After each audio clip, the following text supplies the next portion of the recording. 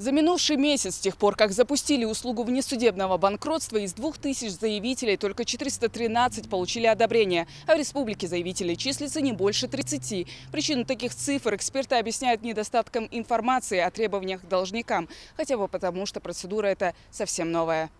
Главное отличие внесудебной процедуры от судебной – это то, что теперь обращаться можно не в арбитражный суд, а бесплатно в МФЦ. Также в центре предупреждают, чтобы воспользоваться, как они говорят, шансом на новую жизнь, общий размер долгов должен составлять от 50 до 500 тысяч рублей. Что значит банкротство? Очень много людей под этим подразумевают, что ему спишут любой долг. То есть тут любые долги не спишут.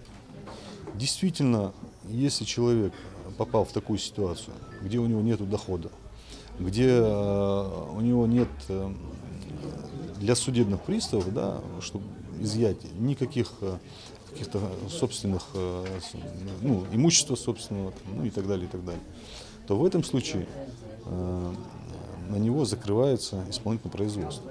То есть только в этом случае, когда уже с него нечего взять.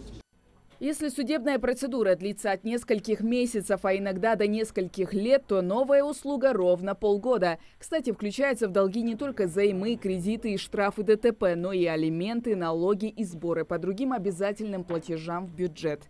Для того, чтобы начать эту процедуру, человек обращается в МФЦ, заполняет здесь заявление, предоставляет список кредиторов. На основании этого заявления МФЦ вносит запись в Единый федеральный реестр сведений о банкротстве в течение 3 дней. И с этого момента можно считать, что процедура внесудебного банкротства начата. Конечно, у новой услуги есть и свои минусы, о которых сотрудники тоже не забыли упомянуть. Один из таких недостатков, что бывший должник автоматически попадет в черный список у банков так, что он может на 5, а то и на 10 лет позабыть о новом кредите.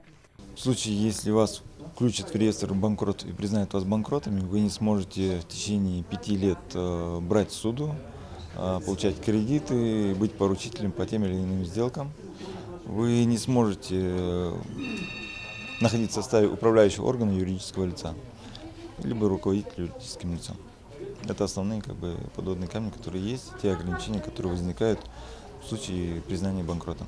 Если в течение 6 месяцев у заявителя появился доход или же имущество, то ему необходимо об этом сообщить в МФЦ. И на этом основании процедура внесудебного банкротства прекращается. Хава Газикова, Магомед Дидигов, Новости 24.